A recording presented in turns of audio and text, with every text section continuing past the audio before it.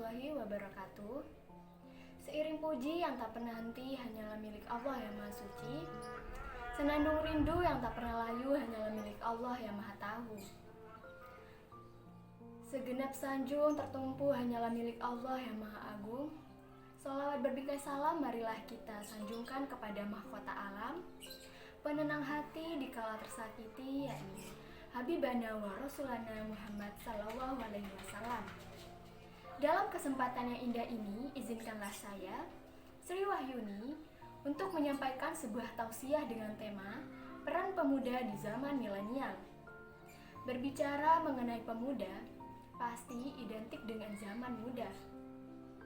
Masa muda, masa yang hebat luar biasa. Dikarenakan masa muda sebagai masa yang paling tepat untuk senantiasa taat kepada Allah sang pemilik nikmat. Hal ini seirama dengan pendapat salah seorang ulama tafsir Al-Quran, yakni Syekh Abu Al-Fida Ismail bin Khotir. Beliau menyatakan dalam kitab tafsirnya, yaitu bahwa masa muda adalah masa yang penuh dengan kekuatan setelah berada pada masa kelemahan. Sehingga pantaslah proklamator kita, Bung Karno, pernah berkata, "Berikanlah kepadaku 10 orang pemuda, niscaya akan kita goncangkan dunia ini dengannya."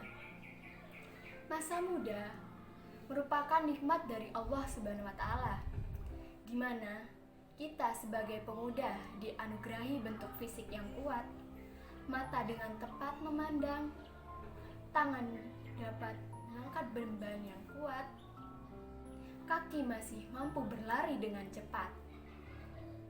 Maka, wahai pemuda, gunakanlah manfaat ini, gunakanlah kenikmatan ini dengan sebaik-baiknya. Namun, justru sangat menyedihkan, memalukan, bahkan memilukan. Di zaman milenial ini, tidak sedikit pemuda yang kaya raya yang segala ada.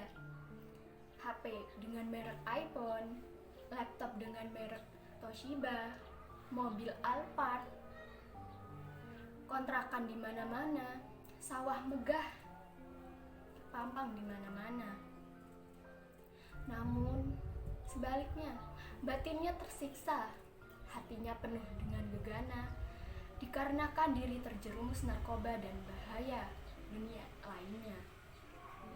Hal ini dikarenakan mereka melanggar aturan dari Allah Subhanahu wa Ta'ala yang Maha Kuasa. Padahal Syekh Mustafa Al-Hulayani, salah seorang penjaga Mesir, pernah berkata dalam syairnya, "Sesungguhnya di tangan kita, di tangan para pemuda lah urusan umat ini digenggam, dan pada kaki-kaki ini merekalah hidup dan matinya umat ini." Kemudian pasti timbul dalam hati kita, bagaimana kita sebagai generasi muda harapan bangsa, tentunya juga harapan mertua, dalam menghadapi dampak negatif di era globalisasi ini, supaya kita terhindar dari bahayanya kehidupan dunia ini. Contohnya narkoba, wanita penggoda, dan bahaya lainnya. Imam Sayyid Al-Qutub dalam kitabnya At-Saroh Hayati fil Islam memberikan solusi kepada kita, yaitu dengan cara Tarbiyatul Fauziyah.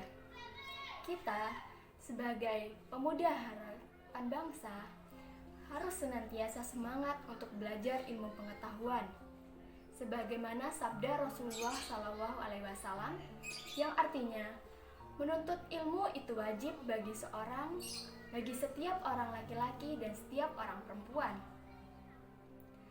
Oleh karena itu, marilah kita senantiasa untuk terus semangat belajar ilmu pengetahuan umum disertai ilmu agama. Dikarenakan salah seorang ilmuwan kita, yaitu Albert Einstein, pernah berkata, "Ilmu agama tanpa ilmu pengetahuan umum adalah buta, dan ilmu pengetahuan umum tanpa didasari ilmu agama adalah sangat berbahaya." Oleh karena itu, marilah kita sebagai pemuda untuk terus semangat belajar ilmu pengetahuan, disertai mendalami pengetahuan agama. Hal ini diharapkan agar kita mampu menjadi pemuda yang berilmu, beriman, serta bertakwa yang akan membuat bangsa negara kita percaya di zaman milenial ini. Hal ini sesuai dengan firman Allah Subhanahu wa taala dalam Al-Qur'an surah Al-Mujadilah ayat 11 yang artinya Allah akan meninggikan derajat orang-orang yang beriman dan orang-orang yang berilmu di antara kamu beberapa derajat. Semoga kita semua mampu menjadi pemuda harapan bangsa dan agama yang berilmu dan bertakwa, disertai akhlakul karimah yang tak pernah lupa. Semoga bahagia di dunia dan akhirat dapat kita genggam dan dicapai. Amin, amin, amin ya robbal alamin.